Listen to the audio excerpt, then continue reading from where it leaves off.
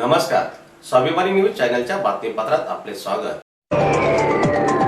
हिंदू देवदेवतांचा अवमान करणाऱ्यांवर कठोर कारवाई करा, विश्व हिंदू परिषदेचे धुळे जिल्हा अधिकाऱ्यांना निवेदन। दोंडाईच्या येथील नावेशा जावेशा या व्यक्तीने सोशल मीडियावर हिंदू धर्म प्रभू श्रीराम छत्रपती शिवाजी महाराज यांच्याबाबत अवमानकारक शब्दाचा वापर करत अवमान केल्याची घटना समोर आलेली असून या घटनेमुळे समस्त हिंदू समाजाच्या भावना दुखावलेल्या आहेत। याबाबत संबंधितांवर कठोर कारवाई करण्यात यावी अशी मागणी धुळे जिल्हा विश्व हिंदू परिषदेने केलेली असून याबाबत आज धुळे जिल्हा अधिकारी कार्यालयासमोर निदर्शने करीत जिल्हा अधिकाऱ्यांना वरील मागणी संदर्भात निवेदन सादर करण्यात आले। दरम्यान यावेळी निवेदन देण्यासाठी विश्व हिंदू परिषदेचे योगीराज मराठे, उमेश चौधरी यांच्यासह विश्व हिंदू परिषदेचे पदाधिकारीसह कार्यकर्ते मोठ्या संख्येने उपस्थित होते।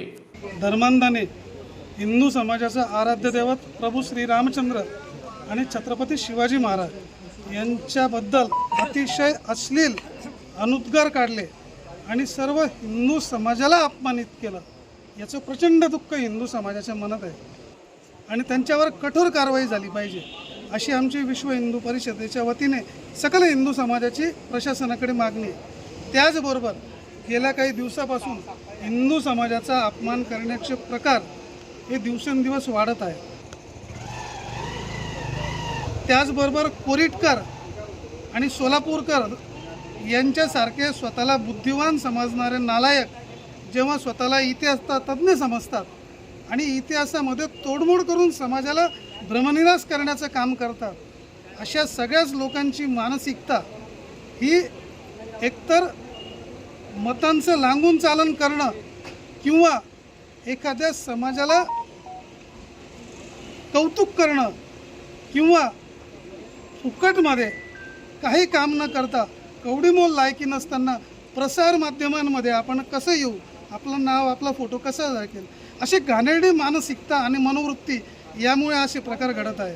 पण मी अशा करणाऱ्या वृत्तींना आणि शासनाला आजच्या या निवेदनाच्या वतीने सांगू इच्छितो की परत जर हिंदू समाजाचे आराध्य दैवत महापुरुष क्रांतिकारक थोर स्वातंत्र्य सेनानी यांचा वारंवार जर असा अपमान झाला तर हिंदू समाज काही शंड नाही, हिंदू समाज हाताची घाडी घालून बसणार नाही।